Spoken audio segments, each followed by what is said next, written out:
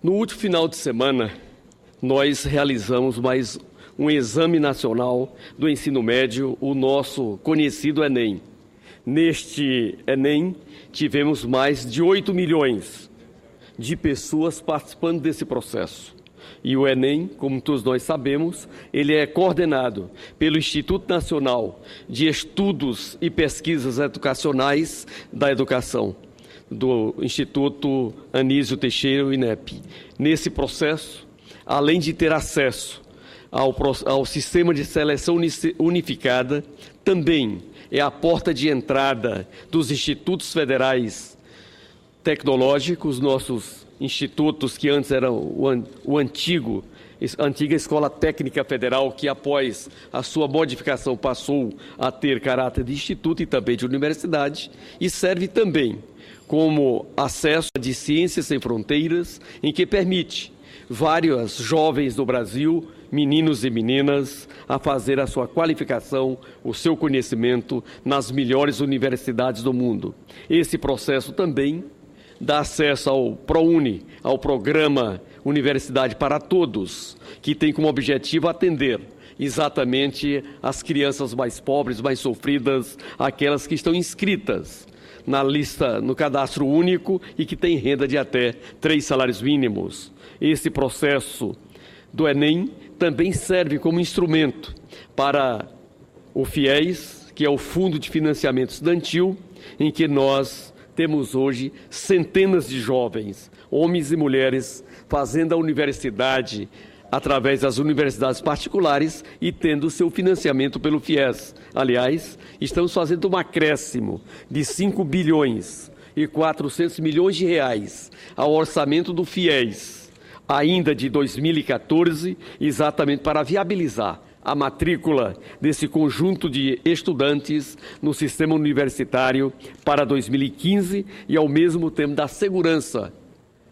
jurídica e, acima de tudo, viabilização do pagamento das suas mensalidades. E aqui eu quero fazer um parênteses para registrar de que as 20 maiores economias do mundo, o chamado Grupo dos 20, desse grupo, nesse ano de 2014, 17 deles terá resultado primário negativo. Que é o Brasil, está nesse processo de discussão e os 2 outros terão superávit. Portanto, a situação econômica do mundo repercute também no Brasil. E é com este olhar em que nós estamos discutindo o superávit primário aberto, transparente no Congresso Nacional. Senhora Presidenta, portanto, com mais de 8 milhões de pessoas inscritas no Enem nesse 2014, tivemos ali a presença de mais de 7 milhões deles fazendo as provas nesse último final de semana. Ao mesmo tempo, esse sistema já está provado e comprovado, adquirindo uma credibilidade muito forte pela sociedade brasileira. É considerado o maior exame que nós temos em todo da experiência aqui no Ocidente e em vários outros países, registrando o nosso professor, de que ele precisa sempre de aprimoramento. E é o que nós temos assistido ao longo desse período de realização do Enem. Embora seja comunicação inadiável, mas eu quero ouvir o nosso professor, o nosso reitor, hoje senador Cristóvão. Presidenta, permite quebrar um pouco não só o protocolo, talvez o regulamento, para fazer uma parte. Eu quero dizer que eu comparto totalmente com Vossa Excelência, com o senhor, sobre os resultados positivos da realização do Enem. Aproveito, inclusive, para fazer aqui uma manifestação clara de respeito ao trabalho do ministro Paim, que vem cumprindo muito bem as determinações que a presidenta Dilma faz. O que eu gostaria era de aproveitar esse exemplo da competência para organizar um exame nacional como o Enem, para dizer que não seria difícil se a presidenta Dilma determinasse ao ministro Paim que, a partir do governo federal, fossem adotadas as escolas das cidades cujas prefeituras não têm os recursos para realizar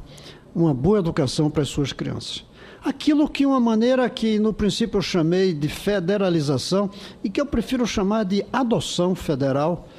voluntária, nas cidades que desejem, quando os prefeitos chegarem para o governo federal e dizer: eu não tenho como dar a educação que minhas crianças merecem, minhas crianças são brasileiras iguais às outras, tanto as crianças filhas de ricos que podem pagar uma escola cara até no exterior,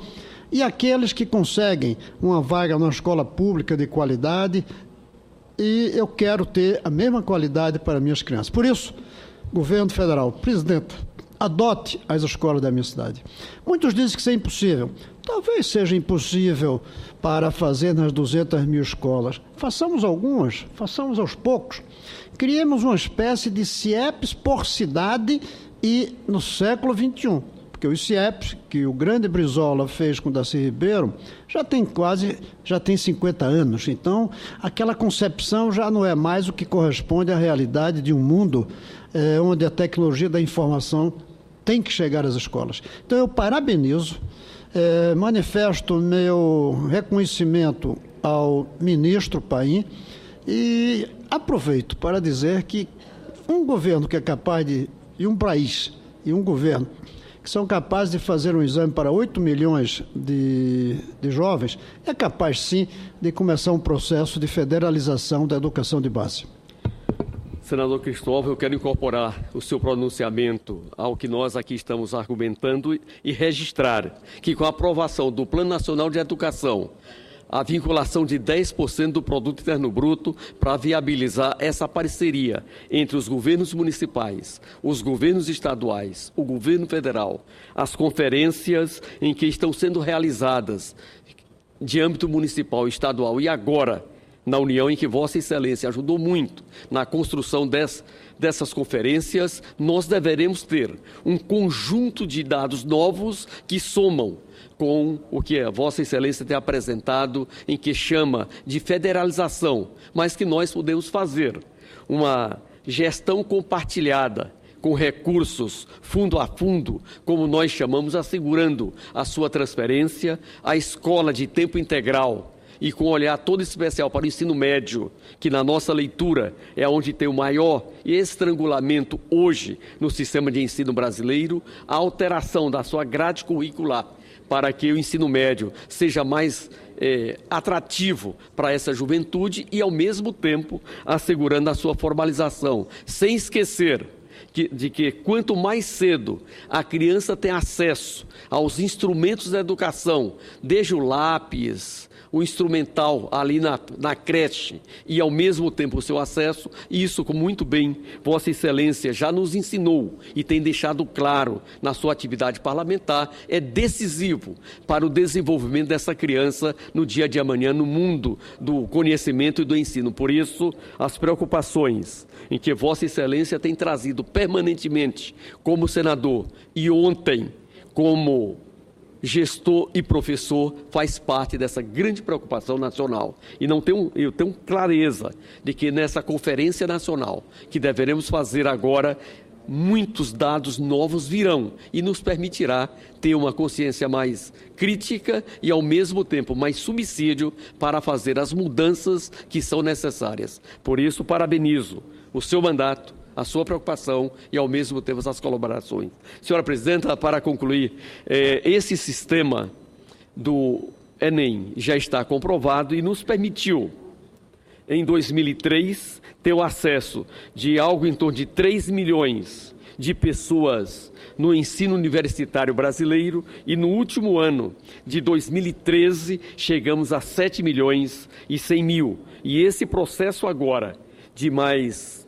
de 7 milhões de pessoas que fizeram as provas do Enem, juntamente com a ampliação das vagas ofertadas nas universidades públicas, sejam elas de âmbito municipal, estadual e do governo federal, juntamente com o acesso às universidades particulares nessa grande parceria, nós queremos chegar em 2025, quando o nosso novo PNE completar 10 anos, tendo, no mínimo, 40% da população entre 18 e 29 anos de idade, tendo a graduação ou estando cursando. Portanto, senhora presidenta, eu quero dar como lido o restante do nosso pronunciamento e agradecer a Vossa Excelência pela nossa tolerância. Obrigado.